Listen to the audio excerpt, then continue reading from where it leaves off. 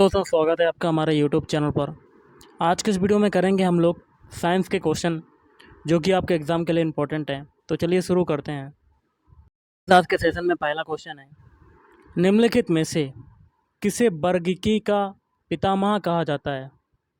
तो option C हो जाएगा लीनियस। द्विनाम पद्धति के प्रतिपादक हैं, तो द्विनाम पद्धति के प्रतिपादक कौन है? ऑप्शन है लीनियस। वर्गीकरण का प्राकृतिक सिस्टम किस वनस्पति विज्ञानी ने के प्रस्तुत किया था? तो ये किया था स्वीडिश वैज्ञानिक। पुष्पी पादपों को रखा गया है, तो किस में रखा गया है? फैन रोगेम्स में। और और कौन सा है क्वेश्चन? अपुष्पी पादपों को रखा गया है, तो किस में रखा गया है? क्रिप्टोगेम्स में। और वर्गीकरण की आधारीय इकाई कौन सी होती है, यूनिट कौन सी होती है? तो ये होती है ऑप्शन सी स्पेसीज। हाइड्रोफाइट्स होते हैं, तो हाइड्रोफाइट्स क्या होते हैं? ऑप्शन बी जलीय पौधे होते हैं हाइड्रोफाइट्स।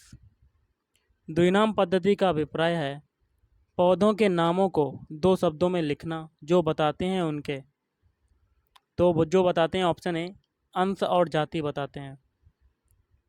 जिन पौधों पर बीज बनते हैं, जिन पौधों पर बीज बनते हैं किंतु पुष्प नहीं लगते, वो क्या कहलाते हैं?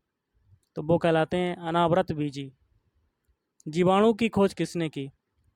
तो ये की है ल्यूवेनहॉक। जीवाणु से संबंधित निम्न कथनों में से कौन सा सही है? तो आपका हो जाएगा ऑप्शन सी। अधिकांश जीवाणु विविध पोषी होते हैं किंतु कुछ स्वपोषी होते हैं। जीवाणुओं को पौधे माना गया क्योंकि, तो ऑप्शन बी हो जाएगा इनमें कठोर कोशिका भित्ति होती है। जीवांडिक कोशिकाओं में नहीं होता है, तो क्या नहीं होता है? सूत्रकणिका। जीवाणुओं की साधारण आकृति क्या होती है? तो ये होती है क्षण रूपी। जो जीवाणु आकार में सबसे छोटे होते हैं वो क्या कहलाते हैं? तो वो कहलाते हैं ऑप्शन ए गोलाणु। एक गोल जीवाणु कहलाता है, तो क्या कहलाता है? ऑप्शन सी कोकस कहलाता है। और एक सर्पिल जीवाणु को कहते हैं, तो एक सर्पिल जीवाणु को क्या कहते हैं? Option D spirillum. वास्तविक केंद्रक किस में उपस्थित होता है? तो ये उपस्थित होता है ऑप्शन सी जीवाणु में। निम्नलिखित में से कौन सर्वाधिक संख्या में पाए जाते हैं? तो ऑप्शन सी जीवाणु पाए जाते हैं। बैक्टीरिया में पाया जाने वाला प्रकाश संश्लेषी आशय कहलाता है, तो ऑप्शन सी बणकी लवक कहलाता है। पाश्चर प्रसिद्ध हैं, तो किस लिए प्रसिद्ध हैं? ऑप्शन सी रोगों की जर्म थ्योरी के लिए। और निम्न में से सबसे छोटा जीव है, तो कौन सा जीव हो जाएगा? Option C mycoplasma. जो जीवाणु सीधे ही वायुमंडलीय नाइट्रोजन को नाइट्रोजन के यौगिकों में बदलते हैं वो क्या कहलाते हैं? तो वो कहलाते हैं नाइट्रोजन स्थिरीकारी जीवाणु कहलाते हैं। मूल ग्रंथिकाओं पाई जाती हैं, तो किस में पाई जाती हैं? ऑप्शन ए कुछ लेग्यूमिनस पादपों तथा कुछ अन्य पौधों में भी। अधिक नमक वाले अचार में जीवाणु जीवित नहीं रह पाते क्योंकि, तो देखिए ये हो जाएगा ऑप्शन ए ये जीव द्रव्य कुंजित हो जाते हैं और इस तरह मर जाते हैं। मानव की आंत में पाया जाने वाला जीवाणु, इंपॉर्टेंट क्वेश्चन है, तो ये हो जाएगा एसर रीसिया कोलाई।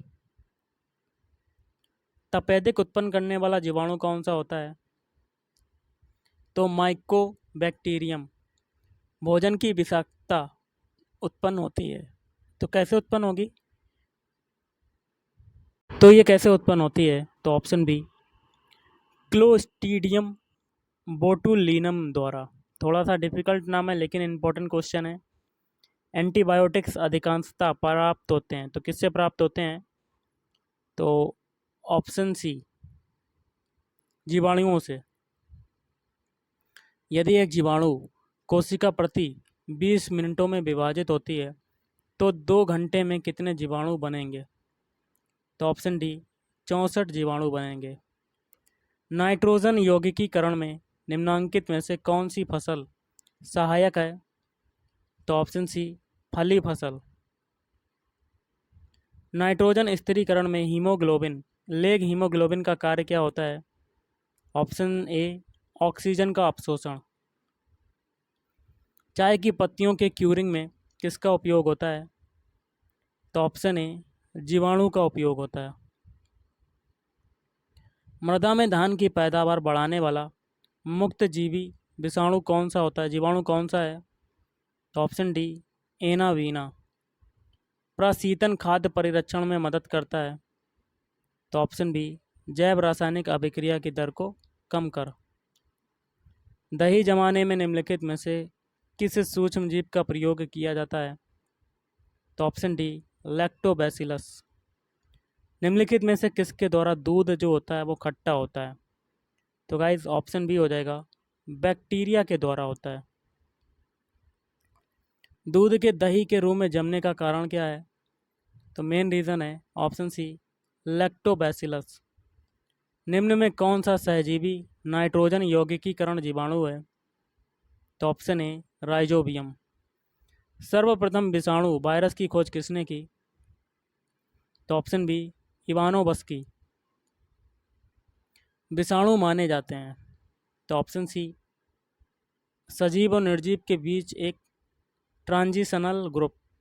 निम्नलिखित में से किसमें एंजाइम नहीं होते हैं? तो ऑप्शन बी वायरस में। टीएमबी शब्द संबंधित है। तो ऑप्शन सी विषाणुओं से संबंधित है। हाइड्रोफोबिया रोग उत्पन्न होता है। तो ऑप्शन सी वायरस से, विषाणु से। कुत्ते के काटने से जिस विषाणु के द्वारा घात रोग उत्पन्न होता है क्या कहलाता है? तो हाइड्रोफोबिया। चेचक के लिए टीके का विकास किया था। तो ऑप्शन सी एडवर्ड जेनर ने। एडवर्ड जेनर ने खोज की, तो किसकी खोज की? चेचक का टीका। विषाणु वृद्धि करता है, तो विषाणु किसकी वृद्धि करता है? जीवित कोशिका में। विषाणु निर्जीव माने जाते हैं क्योंकि मेन रीज़न होता है इसका ऑप्शन बी ये क्रिस्टलाइज हो सकते हैं, एंजाइम अनुपस्थित होते हैं। तो ऑप्शन बी विषाणुओं में। एड्स का कारण क्या होता है? तो एड्स का कारण होता है आपका ऑप्शन ए T4 लिम्फोसाइट की कमी। HIV द्वारा होने वाला रोग कौन सा है? तो guys option D AIDS. AIDS जिस वायरस के कारण होता है उसका आनुवांशिक पदार्थ कौन सा है? तो ऑप्शन ए एक स्टैंडर्ड RNA। एड्स का कारण क्या होता है? तो एड्स का कारण होता है ऑप्शन सी वायरस। इबोला क्या है? तो इबोला जो गाइस होता है एक वायरस होता है। Option D is right answer. AIDS फैलता है तो शारीरिक संपर्क से। विषाणु में क्या होता है? तो ये होता है न्यूक्लिक एसिड और प्रोटीन। सार्स क्या है?